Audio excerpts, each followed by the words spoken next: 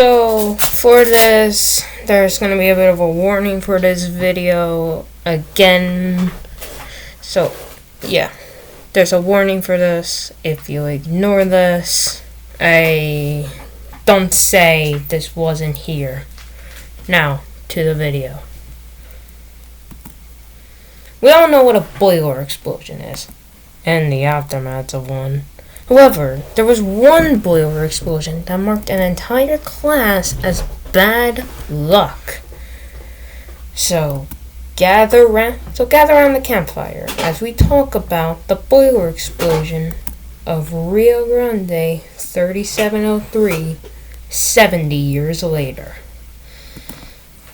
On October 19th, 1952, in the state of Colorado, Rio Grande L105 3703, built in April of 1938 by the Baldwin Locomotive Works, was taking a freight train from Denver, Colorado.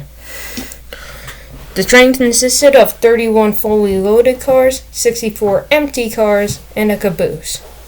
On the train were 6 people, 5 staff members, and an unauthorized person. The engineer, the fireman, the head brakeman, the rear brakeman, the conductor, and also a rail fan that was also in the cab. The locomotive was traveled for 19 and a half miles until boom! The locomotive's boiler exploded, launching the boiler rested over hundreds of feet away from the initial blast point. Like 350 feet, I believe, where it laid upside down, almost parallel to the tracks.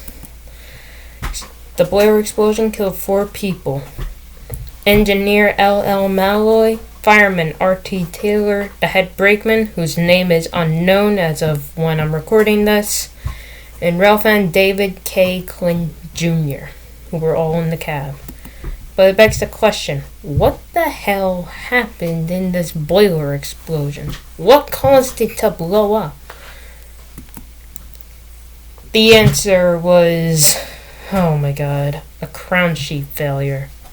How many times has History in the Dark explained this, and do I need to start explaining it now? Now, you gotta make sure the water covers your crown sheet. God damn it. But also begs the question, what caused the water to go so low? Oh, 3703 traveled 19 and a half miles before it blew up. And it had its 20 daily inspections. What was going on with the locomotive? What caused it to blow up? Oh, look, it went from Denver to, I don't know how to say this city from Colorado's name. Initially, they thought it would have been the feed water pump, the feed water heater. But this was eliminated because it would have blown up long before then, and again, it traveled 19 and a half miles before it spontaneously combusted. And someone thought maybe the water gauge was broken, but there were 4 people in the cab. Someone would have noticed. Now, the aftermath is sad to me. The whole class was marked as unlucky by crews, many of them marking it off instead of writing them until they were all taken off the roster by, I believe, 1955. With 3703 being scrapped in June of that year despite blowing up in October 1952. The last was scrapped in March of 1956, and sadly, none of them were survived into preservation. Probably because the Rio Grande didn't want a locomotive preserve a locomotive that was marked, that got marked unlucky by the crews. Had 3703 not blown up, maybe one would have been preserved. But we'll never know.